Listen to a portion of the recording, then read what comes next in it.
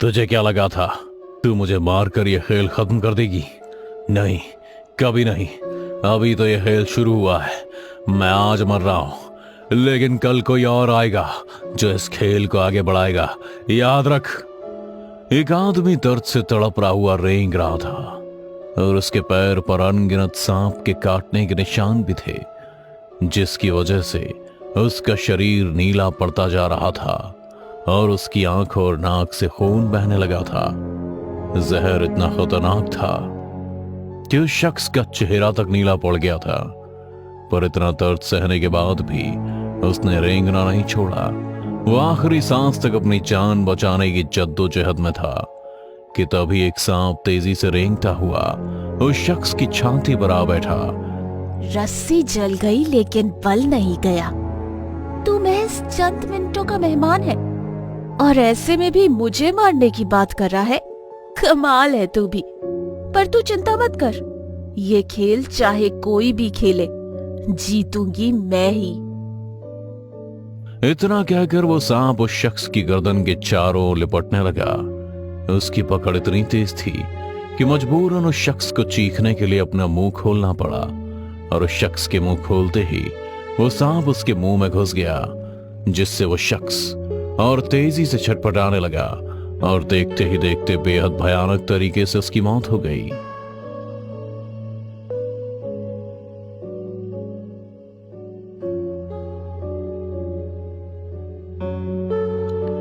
जी कोई है? दरअसल मुझे कमरा किराए पर चाहिए था। मैं गांव के ग्रामीण बैंक का इंचार्ज हूं। मैंने बहुत कोशिश की, पर इस गांव में कोई भी कमरा किराए पर नहीं देता। देखिए, मना मत करिएगा, मैं बड़ी उम्मीद लेकर आपके पास आया हूं। प्लीज मेरी हेल्प कीजिए, मुझे रहने के लिए कमरा चाहिए। अच्छा ठीक है, पहले आप अपना नाम बताओ। जी मेरा नाम रोमी है। हाँ तो रोमी, मेरा नाम नागेश है। मैं भी आगे आगे हाथ जोड़ता हूँ। मेरे घर में ऐसा कोई कमरा नहीं है जो खाली हो, तो मैं चाहकर भी आपको एक कमरा किराए पर नहीं दे सकता। नागेश की बात सुन रोमी का मन उदास हो गया था। वो वापस जाने को मुड़ा ही था कि तभी नागेश ने कुछ सोचते हुए कहा, एक जगह है, पर तुम उसमें रह भी पाओगे या नहीं ये मुझे नहीं पता। कैसा रास्ता? आप बताइए। कम से कम सुबह 3 घंटे आने और 3 घंटे जाने का टाइम तो बचेगा। झाड़ू? हाँ, पकड़ लो इसे और आओ मेरे पीछे। मैं तुम्हें एक बेहद खूबसूरत जगह दिखाता हूँ और उसमें रहने का किराया भी बहुत मामूली देना होगा। नागेश रोमी के हाथों में झाड़ू थमा उसे अपने पीछे लेकर चल दिया। दोनों एक पुराने मंदिर के दरवाजे पर खड़े थे, जिसके दरवाजे पर खूब सारे सांपों की आकृतियां बनी थीं, कि तभी नागेश ने दरवाजा खोलने से पहले रोमी से पूछा, तुम्हें नींद में चलने की आदत तो नहीं है ना? है नहीं, मुझे ऐसा कुछ भी नहीं है। और क्या नॉनवेज या दारू वगैरह भी पीते हो? जी ब्राह्मण हूं, नॉनवेज के तो नाम पे उल्टी आती है मुझे, और रही बात दारू की तो मुझे तो उसका रंग तक नहीं पता। रोमी की बात सुन नागेश ने एक नजर उसे देखा और दरवाजे पर जोर से धक्का मार उसे खोल दिया। उसने जब मंदिर को देखा तो उसके होश उड़ गए। एक बड़ा सा विशाल मंदिर उसकी आंखों के ठीक सामने था, जिसके चारों तरफ सांप की आकृतियां बनी हुई थीं, जिसे गौर से देखते हुए रोमी ने नागेश से तुरंत कहा, मुझे अकेले रहना है, खानदान के साथ नहीं। मेरे पास अब यही एक खाली जगह है जो मैं तुम्हें दे सकता हूँ। रोमी बेटा, जो मिल रहा है ले ले, वरना रात किसी पेड़ के नीचे या तबेले में बितानी होगी। रोमी सोचता हुआ खुद से कह ही रहा था। तभी नागेश ने कहा, क्या सोच रहे हो? नहीं रहना क्या? नहीं नहीं, रहना है। भला इतने कम किराए में इतनी अच्छी जगह मिलती है कहीं? अच्छा तो याद रखना, अगर कोई तुमसे इस जगह के बारे में पूछे तो कहना कि नागेश ठाकुर के आदेश पर रह रहे हो, और मुख्य मंदिर के दरवाजे खोलने की इधर उधर भटकने की कोई जरूरत नहीं है। दिन भर काम करना और रात को सिर्फ सोने के लिए ही आना। अब जाओ, खुद का कमरा साफ करो, बाकी खाने के लिए मैं कुछ भिजवाता हूं। नागेश रोमी को सारी बातें समझा, बिना मंदिर के अंदर पैर रखे वापस आ गया। दरअसल नागेश ने रोमी को पुजारी का कमरा दिया था, जो सालों से धूल खाया हुआ था। कमरे में बड़े बड़े चाले थे और उस कमरे की खिड़की से मंदिर का मुख्य द्वार साफ दिखाई देता था। घंटों की मेहनत के बाद रोमी ने कमरा साफ कर दिया था और अब शाम होने को आ गई थी, पर रोमी इतना थक चुका था कि वो बाहर से कुछ खरीद कर खाने की हालत में नहीं था। वो भूखे पेट ही बिस्तर पर लेटा था कि तभी किसी ने मंदिर का दरवाजा खटखटाया। रोमी भी थकान से अधमरा हो चुका था और जैसे उसने दरवाजा खोला तो चौंक गया। नागेश की बड़ी बेटी गहना रोमी के लिए खाना लेकर आई थी। लीजिए, बाबा ने आपके लिए खाना भिजवाया है। रोमी ने पहले तो उस लड़की को ऊपर से नीचे एक नजर प्यार से देखा, फिर बिना कोई तर्क किए खाना ले लिया। अच्छा, आप भी आइए अंदर, कुछ देर साथ बैठिए, मेरा भी मन लग जाएगा। नहीं, बाबा ने मंदिर के अंदर जाने से मना किया है। हमारे परिवार का कोई भी सदस्य इस मंदिर में कदम नहीं रख सकता, वरना वो जाग जाएगी। कौन जाग जाएगी? किसकी बात कर रही हैं आप?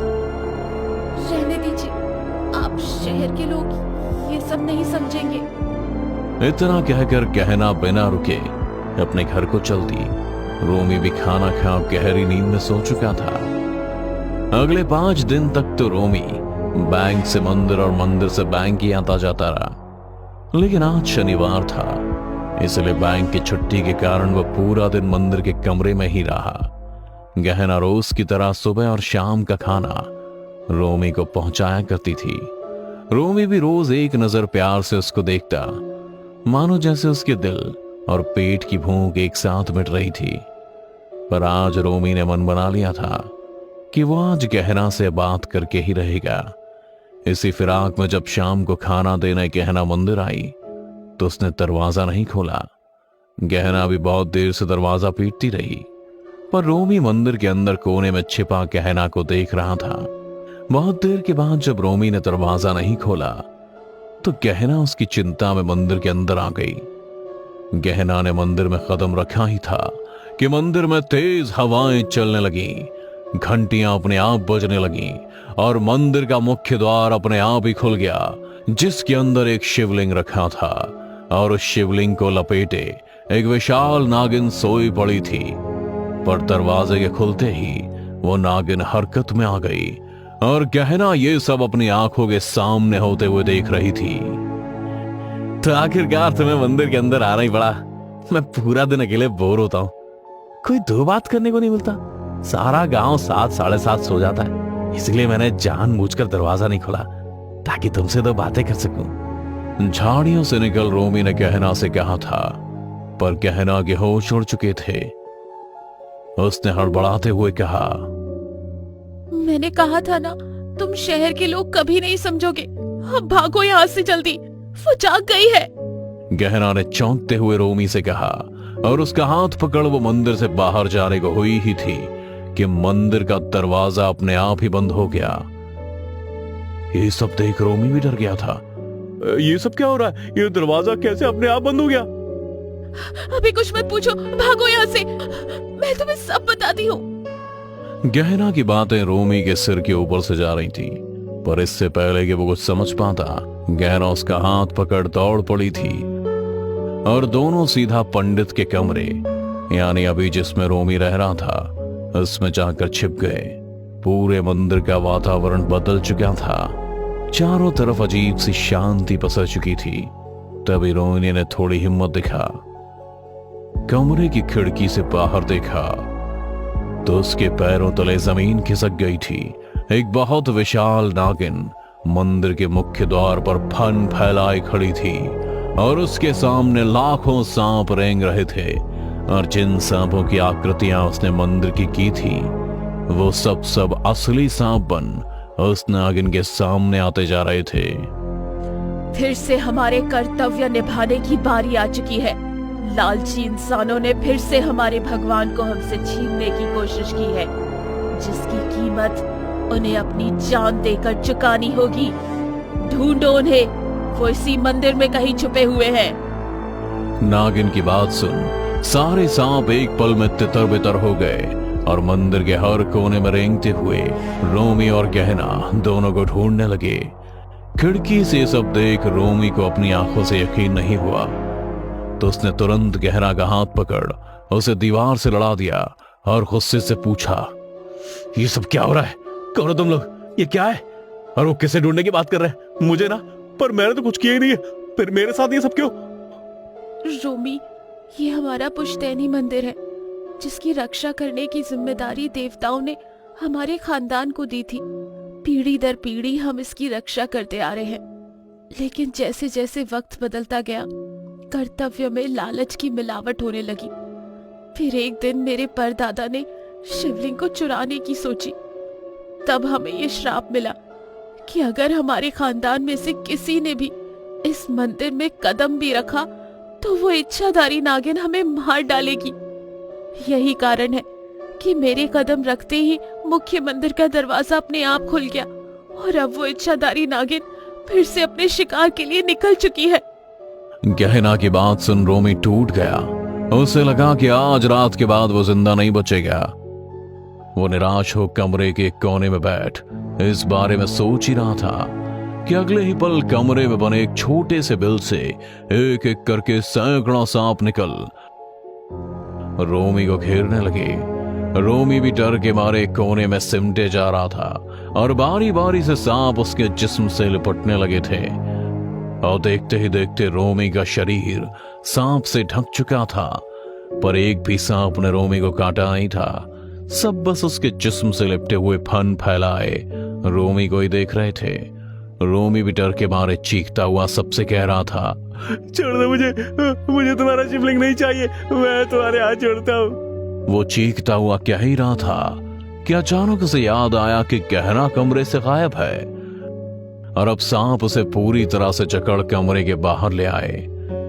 रोमी इस वक्त खुद नहीं चल रहा था, बल्कि सांप उसे चला रहे थे। कुछ पल बाद ही रोमी नागिन के सामने खड़ा था। ये कौन है? किसको उठा ले आए हो तुम? इसके माथे पर कोई श्राप नहीं लिखा है। नागिन के इतना कहते ही रोमी के जिस्म से लिपटे सारे सांप एकदम अलग हो गए और रोमी एकदम से रिहा हो गया। वो जिंदा बचने की खुशी मना ही रहा था कि तभी कमरे के अंदर से किसी को कहते सुना, बस कर दो दीदी, बहुत लोगों की जान ले ली आपने, अब और नहीं। रोमी ने आवाज का पीछा किया तो देखा कि गहना मंदिर में एक कलश लिए खड़ी है। गहना को मंदिर में देख वो नागिन भी अपने असली रूप में आ गई, जो हूबहू गहना के जैसी दिख रही थी। ये एक और राज रोमी के सामने खुला था, जिसका ना उसे सिर का पता था और ना ही पैर का। नहीं बहना, अगर तूने शिवलिंग का जल अभिषेक किया तो मैं 100 सालों के लिए निद्रा में चली जाऊंगी। ऐसा मत करना बहना, इन इंसानों का कोई भरोसा नहीं है। पर गहना ने उसकी एक नहीं सुनी और कलश से शिवलिंग पर जल डालने लगी। जैसे ही जल की बूंद शिवलिंग पर गिरी, सांप धीरे धीरे गायब होने लगे, उनका अस्तित्व मिटने लगा था। रोमी भी गहना की हम शक्ल को धीरे धीरे धूल होता सांप देख रहा था, पर पूरी तरह से मिट्टी में मिलने से पहले वो इतना कह गए, अगर शिवलिंग को कुछ हुआ तो मैं इसे कभी माफ नहीं करूंगी, माफ। इसके बाद नागिन का अस्तित्व हमेशा हमेशा के लिए खत्म हो गया। इस हादसे के बाद गहना पूरी रात रोमी के साथ ही रुकी और उसे सारा मामला समझाते हुए कहा, रोमी, ये बात सच है कि मेरा खानदान इस शिवलिंग की रक्षा करने के लिए चुना गया था, पर हम थे तो सिर्फ एक इंसान ही, और इस शिवलिंग को पाने के लिए राक्षसों ने भी प्रयास किए थे। तब हमें एक वरदान से नवाजा गया था कि हर पीढ़ी में हमारे खानदान में 2 जुड़वा बच्चे होंगे जो इच्छाधारी नाग होंगे और उन्हें ही इस शिवलिंग की रक्षा करनी होगी। पर 5 पीढ़ियों पहले मेरी बहन नागिन को मेरे परदादा ने धोखा दिया और शिवलिंग चुराने की कोशिश करी। तब से मेरी बहन का मेरे खानदान के लोगों पर से विश्वास खत्म हो गया और उसने कसम खाई कि परिवार का कोई भी अगर इस मंदिर में आया तो वो उसे मार डालेगी। तब से कोई भी इस मंदिर में नहीं आता, और जिस नागेश से तुम मिले थे वो मेरे पिता नहीं है। हमारा परिवार तो अब कहीं और जा बसा है, और श्राप मिलने के बाद हमारी पीढ़ी में कभी कोई जुड़वा बच्चे भी पैदा नहीं हुए, ना ही किसी को इच्छाधारी नाग का वरदान मिला। इसलिए दीदी किसी को जिंदा नहीं छोड़ती। वो जानती है हमारे जाने के बाद इस शिवलिंग की रक्षा करने के लिए कोई नहीं रहेगा। तो शिवलिंग का जलाभिषेक कर सारे सांप कैसे खत्म हो गए? वो इसलिए क्योंकि जल अभिषेक का मतलब है कि शिवलिंग सुरक्षित है और मेरी बहन मरी नहीं है। वो तो बस विलुप्त होकर कुछ सालों के लिए जमीन के नीचे चली गई है सोने के लिए, लेकिन अगर कभी भी शिवलिंग को खतरा हुआ तो वो फिर से जाग जाएगी। अच्छा, एक आखिरी सवाल, अगर तुम्हारी बहन एक इच्छाधारी नागिन है तो क्या तुम भी एक इच्छाधारी नागिन हो? रोमी के इस सवाल पर गहना देखते ही देखते एक विशाल नागिन बन गई जो रोमी के जिस्म से लिपट उसके ऊपर रेंगने लगी। पर अब रोमी डरा नहीं बल्कि प्यार से उसे सहलाते हुए मुस्कुराने लगा था।